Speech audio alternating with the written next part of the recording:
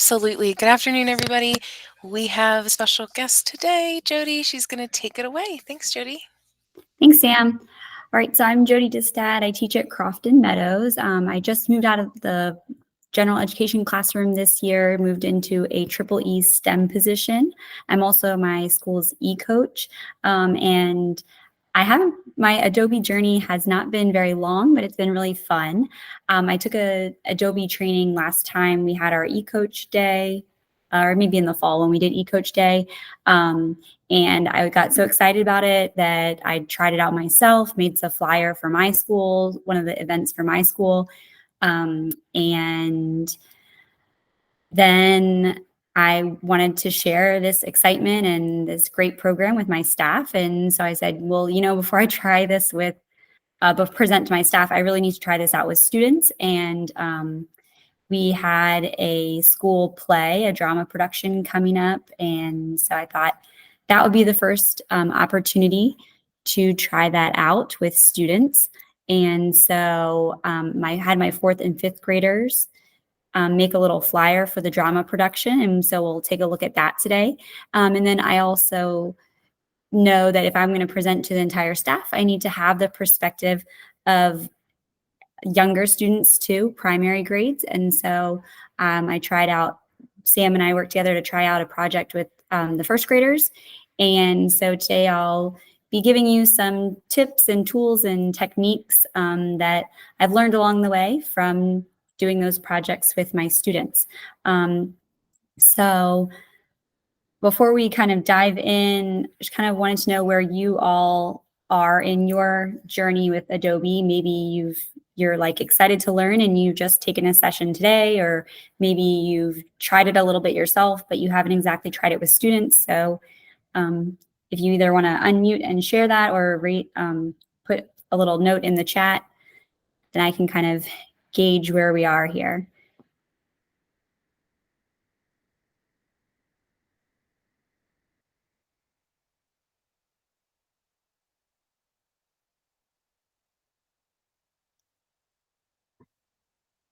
Okay. Good. So it looks like some have a little background knowledge, but haven't used it much with the students. So good. This is going to be perfect. You all are in the right spot. So we always want to bring whatever we're doing with our students back to the standards. And so I selected, there are 8 Maryland digital learning standards. And so I selected 4 of those 8 that I thought would really apply to what I'm going to be talking about and the projects that I did with my students. So I'll give you a moment to read those over.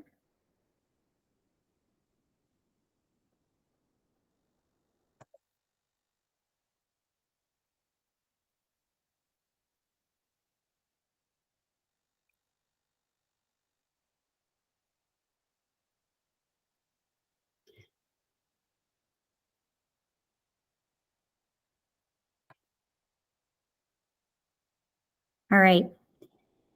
So we'll come back to those in a minute as I start talking about the projects. So like I said, the first project that I did with my students with Adobe Express was an advertisement for our school's drama club production. I did this project with 4th and 5th graders. And basically, this is what I put up on the smartboard.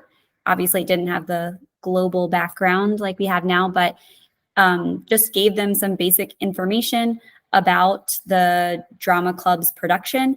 And I told them, well, we went over Phantom of the Music Room, went over what the word phantom meant, and talk about how it was a mystery. So their poster should be mysterious, and what kind of, if it's about the music room and who's playing the piano, like some pictures or some elements they might want to have.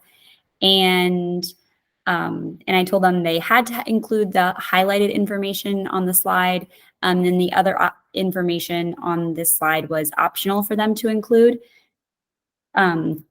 So then after that, I had the students log into their device. So that's just kind of one of the tips. I would have them log into their device first and then have them actually turn around their computer so the back of the computer is facing them and the screen is facing away from them. And then you can give your directions. So when you're done your directions and your modeling, they can just dive right in and not have that extended pause where they just forget everything you just said. So we'll kind of go from square one. It looks like a lot of people are starting at the basics, but Adobe Express is on our class links. So if you're on class links and you want to try some of this along with us today, feel free to open Adobe Express. And this is kind of what I showed my students, is what I'll show you now. And so in Adobe Express, to create something new, you'll want to come up to the circle with the plus sign. And then I always like to create a flyer. And I like to do this because if you'll notice, it's 8.5 by 11. So if I'm going to print out what the students are creating, then this is the best size because it fits on a standard size paper. So then with my students, I was telling them that it's just starting with some of the basic things that you're seeing at the top. You have like the undo and redo, and you can zoom in here. I also like to show students that sometimes when they're starting a new program, they feel very overwhelmed by all of these options that are on the screen. And so it's okay. In Adobe Express, I love that they have templates. So I started here with my students and I said, okay, if it's going to be a drama club production, maybe we want to just type in the word drama and and we see here some options of some templates that they could just pluck up here and plug in the information that they were seeing on the smartboard and just use that. This template actually right here was a very popular, this one was very popular among the students when I did this project with them. And then I like to show them how if they can modify the text in this template by double clicking. Surprisingly, that was something that they had a lot of trouble with. Well, not a lot of trouble. That was the most popular question that I got when I did this project with them, is how do I change the text? And so they just weren't, clicking correctly. But when they do click correctly with that double click, they'll see on the left here that all of the options for the font appear. So you can change the actual font, the style of the font, the shape of the font, the color right here is the fill, that's the color, the thickness of the outline, how transparent it is. So many options on Adobe Express. I just love it. And then once you've changed the font, if there's other words that you'd like to add, you can click here with the text, and there's tons of different options. You can just add your own text box simply by clicking up here and adding it in. Or you can you can pick one of these fancy fonts and just change the words. Okay, also you'll notice on the left here, we have media. So these are just pictures. A lot of my students chose to type in piano when we were doing this project, because it was about who's playing the piano in the music room. So a lot of them would click and get this picture. Normally you just click once and it goes in there, but maybe we're still in the text. That's why. Okay, yeah, you just click once. A lot of the students were double clicking on the picture and then getting multiple copies of the picture. If that happens, obviously you can use the undo button. You can also just click on it and push the backspace or delete key on the keyboard. That's kind of the easiest way to erase things, get things to go away that you no longer want on there. You'll also notice that when I put the piano on there, it's like right up front and center. If I wanted to have the words be on top of the piano, over here on the right side, these little tiles, these are like the order, when you can order different layers, you can bring things to the front on Google Slides. When you're doing Google Slides, you can bring things to the front or push it to the back. These tiles over here help us do that. And I think this is my piano picture. So as I move the piano picture down to the bottom, we can see that now the word talent show is actually on top of the piano. So I put the piano down further in my layers, like closer to the back. And sometimes there might be things that are grouped together. So for example, I thought it was grouped. The little rays here were grouped together. That's kind of hard to see. The little rays might be grouped together with the words. So sometimes if you pick an element and you're not able to change the text right away, you may need to ungroup those items in order to change the text. Okay, so I know I just kind of shoved a lot of information out there.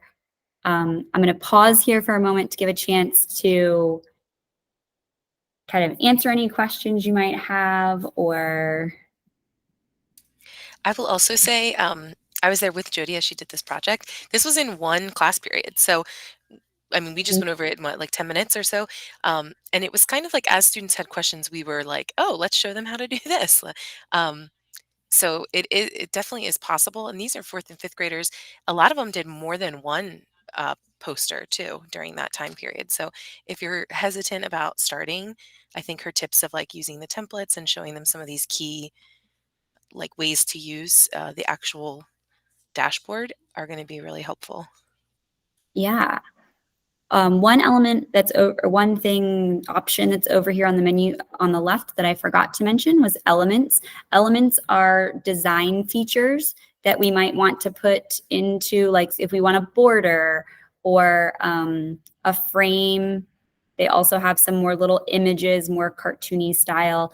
A lot of the students use these elements if they wanted to create their own flyer and not use a template. So let me go ahead and flip back here and show you kind of how some of these things turned out. So here are some examples of students who used more of the elements. You can see this background probably on the poster on the right probably came from an element, and then they put some of those media images in here. A lot of the pieces, I think on this one, came from elements. And then these are 2 of the posters or flyers that the students created that used more of the templates. And like Sam said, they did these templates in one class, between me sharing the information and them creating the flyer. This was all I only have them for 1 hour. So this was all within that hour that they were able to accomplish this. Some even started playing around with features that we did not even tell them about, which was exciting to see. And now they really love using Adobe. We're doing a project now where they're making an operation style game for a client, a 1st grade client. And a lot of them are choosing to use Adobe Express to create the picture that goes on the operation style game. And so that's really exciting to see them engaged and like wanting to do these things. We also had them hanging in our hallway here at Carver, and we got a ton of feedback from teachers and administrators who come through our building about how great these were. And when they found out that they were student created, they were really amazed. Your music teacher was here, and she was thrilled to see them also, because that's a little less work for her. And you did end up hanging these, right, all around the school? Yeah, so I ended up printing about a dozen, Sam printed about a dozen of them for me, and we hung them up in the hallway, and the students were so proud of their work. They're like going to show their friends, where their poster ended up in the school, and then they were all asking after the production, like, can I take it home now? And they were really excited to show their families too. So it was definitely very engaging. It was a great partnership between the drama club, the music teacher, the media teacher was also involved in the drama production. So it was just a great experience for everyone involved. And in going back to our digital standards, being a global citizen is one of those standards. And so this really speaks to that standard with, them right now, this is their world. School is their world. And so they really got involved with their community with this project. So that was really great. And they got to be creative and feel empowered, that they could share their message with people outside of just their very own classroom. Yeah. So let's switch over to a first grade example. A lot of teachers are very hesitant to use this with the younger grades. And I have to admit, I was a little nervous about it at first, but we came up with a really fun idea. Adobe puts out challenges sometimes. And so one of those challenges was to make a winter scene. And so we went with a snowman. And so I'm going to kind of go back to the start here in Adobe. And with the first graders, we took a little bit of a different approach in the way that we presented our directions. So with the intermediate students, I had them log into their device, turn their device around, and then presented the directions. With the younger students, we just told them, hey, we're going to make a snowman, go ahead and get logged in.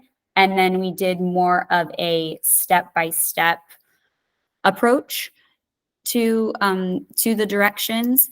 So, so as we got logged into Adobe, we came down, rather than going to the plus sign, we came down to this first row of options here. And one of the options is a drawing. So this is what we used to help the first graders build their snowman. Of course, Jodi, I don't know if you've noticed now, but now it's huge at the top, drawing, the first option in Adobe. That was a new change like in the last month. So that makes it even easier because, there are a lot of icons on the Yeah, main go back and page. check that. And you guys may have noticed that too, This that one. right there, you could, right there on the top in the pink is another quick way to get there. That's brand new that we're excited about. Yeah, thanks for sharing that, because really is, with our youngest learners, it's all about how to have the least amount of clicks. They get to where they need to go with the least amount of clicks. So that's great that it's just right there front and center. Makes it very easy for our younger learners. So to do our snowman, we first started off with almost like a little bit of exploration time to get them used to using just the colors, and a lot of them just used their finger to do the drawings on the screen, which also made things very easy. So we kind of just showed them how they could pick a color, and we had them just first like do a squiggle, and then we showed them how you can do the undo button, and how and so that's how we kind of started with them, was just with that little bit of like basic, here's how to choose a color, here's how to draw, here's how to undo if you make a mistake. And then we jumped in right away to just like step-by-step directions. So we'd give them one direction and then give them a couple seconds to do it. And they were so engaged that it wasn't too tricky to like bring them back to hear the next direction. So first we kind of just had them actually move the size to like the size of the brush to the biggest toggle, and create a background for their snowman.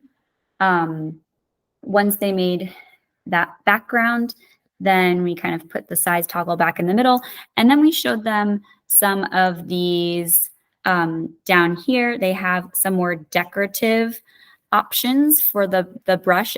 Doesn't have to be just a solid like marker or pencil like we would normally think of. We can show them how to view all of the decorative options. And we said, well, we're going to make some trees. So we selected the evergreen. And when we went back, we were able to get the green color because trees are green. And again, they just used their finger to draw a couple trees here on their paper, or their canvas, if you will. And we got into doing the snowman it was easy to kind of direct them back to, okay, we're going to go back to this hard round brush. We want a solid area. And we made 3 balls. Oop, it's a little big, but we'll work with it. And able to tell them, okay, now we can add a hat at the top. And then again, showing them, whoa, that hat is going to be way too big. So let me hit my undo button and I can change the size of my brush to a better size for my hat. And they got so into this, right, Sam? They were all about. Oh, they were obsessed. It was great. They all turned out a little different too. And one thing that I don't know, typically if something goes wrong in a project, our students are panicked. And this was one of those activities as an intro that even if they made the mistake, they knew how to erase or they knew how to undo. And I also just thought it was so amazing how quickly even our little guys were learning how to do all of these kind of complex things in terms of digital skills. So like coming back and forth between sizing and different brushes.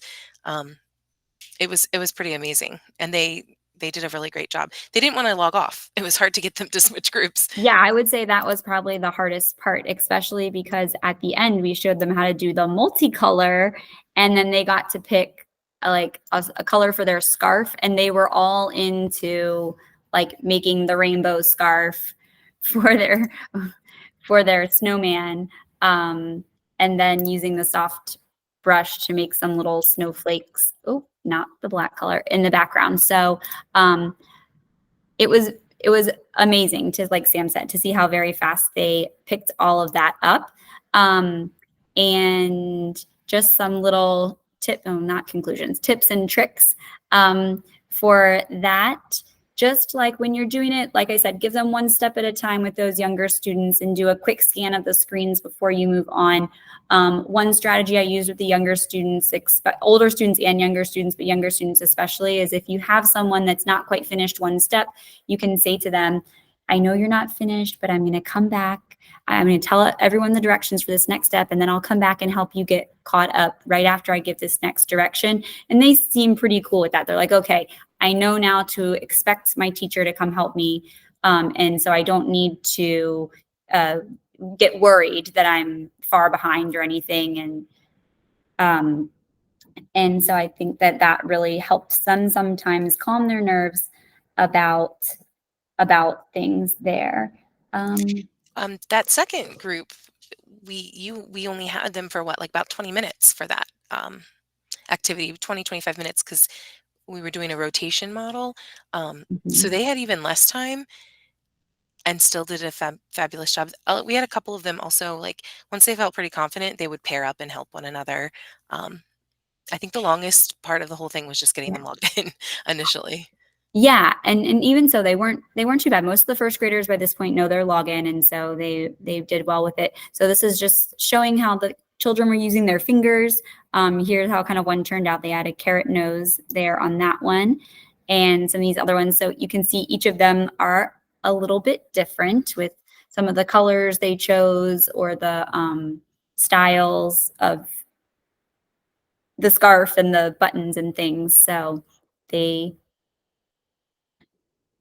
got really into it. And I can see this being used in the just in a first grade classroom where they're creating the setting of a story, or they're illustrating a math problem, or they're modeling a science concept. So this could, I mean, we all love Wixie, we do, but this can be another great alternative that has just some different options here.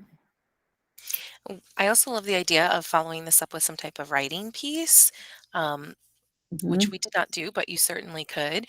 And then since this was an Adobe challenge, Jodi won the challenge. Tell them what you won, Jodi. And this is not our challenge. This is like Adobe's challenge. So it was Yeah, pretty amazing. we were able to submit no student names, but we submitted some of the drawings to Adobe, and they won the challenge. And 30 Adobe scarves were sent to my school building that we were able to hand out later. And so the students got really excited when they saw, like, oh wow, like we actually won this challenge. And they were pretty excited to see that someone had acknowledged their work.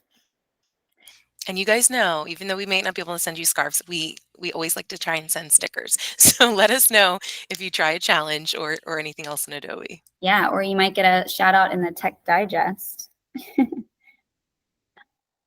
Um, and then just last thing I wanted to mention is bringing it back to our digital literacy standards. Students were definitely making their own creative choices about styles and colors. They were using the design process as they saw what would happen when they used different strokes or brush marks. And these are the beginning steps. I mean, with kindergarten, first grade, we're laying that foundation of using these tools. And if we want students to be able to do bigger projects with these later, it's really important that we're having that foundation now so that they are set up for success in the upper grades. I'm so glad you mentioned that, Jodi, because it's so true. Just the basic navigation on the Chromebook, finding those different tools Yeah. is really, really important in order to do some of the more technical things later on. It was amazing. I'm so glad she invited me into the classroom for these little projects. And we'd love to support you guys too. So if you have something in mind, reach out to us for sure. Um, Jodi has her information there, but I also am just going to quickly say that I have the evaluation in the chat, and someone asked about the Adobe challenges. I put the link there. You can also find them in the Teacher Center if you actually go to the Adobe app itself. And shameless plug, this month, Yeah. the winner will get a Stanley Cup. So that's kind of exciting. Oh,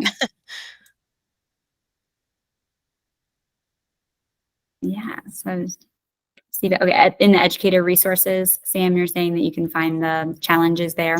Yeah, it should be up in like either you're in the top right in your blue Oh, here little we go. area. I saw. It's buried deep, but honestly, the way I do it is I Google Adobe Challenge, and there it is. Yeah.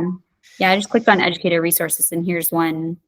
Here's one now to create a video. Oh, this one looked fun. It was a mystery. Here's 3 clues to guess my mystery topic. I thought that would be good for like inferencing and Absolutely, and they typically come once you click on that with even more templated than than you might want. It literally like has the spaces for them to just change the color and swap out the image. So you can start really yeah. basic. It's a great way to start. Yeah, and here's a little tutorial too. So don't be afraid to just dive in there and try it with the students. That really, I mean, of course, try it on your own first, definitely, but then the students will catch on very quickly. Promise. So do your project. Oh, so when a student does, let's see, do your projects live in Adobe, Google I'm Drive. thinking maybe she's thinking about like how did you download them? That may be the question. Jennifer, if you don't Yeah. mind unmuting. Yes. Do they live in Adobe or are they pushed through to your Google Drive?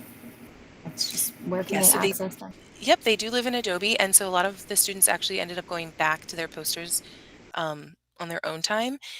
you can also download a PDF or PNG file, and then there you could, of course, upload it to their Google Drive from there. But I think that that's what they did to share with you, Jodi. Can you walk us Yeah. through that? So to get the posters to me, the students just clicked the share button and typed in my email address here, and that was when I shared this slide with the students. The slide deck was just literally 2 slides. This one, and then the next one said share with Jodi Distad at ACPS. So I just had that slide in there when most of them were starting to finish up and no longer needed this information. Then I just put up that kind of at the end of the period, that slide that said share with. One thing I did forget to mention is that to name the project, it's up here in the upper left corner, and you'll want to have the students include their name in the project that they do, so that you can easily identify who it is. Some of them I forgot to say that, and then when they sent it to me, it was just their student ID number, and then I had to go look up the student ID number. That was an extra step. But if you haven't put their name, which I've done now with my more recent projects, it's very easy. So anyway, Sam, I think that's our time. Yes, Jodi, thank you so much. This was great. We do have, if you guys did not know, we have one more mini session, if you will, kind of just a Q&A wrap up. So if you don't mind taking a look at the session catalog and hopping over there, I believe we start at 3:15 and it'll be pretty short, but thank you guys for coming. I'm going to stop the recording, Jodi, if that's all right. Yeah, sounds good. Thank you.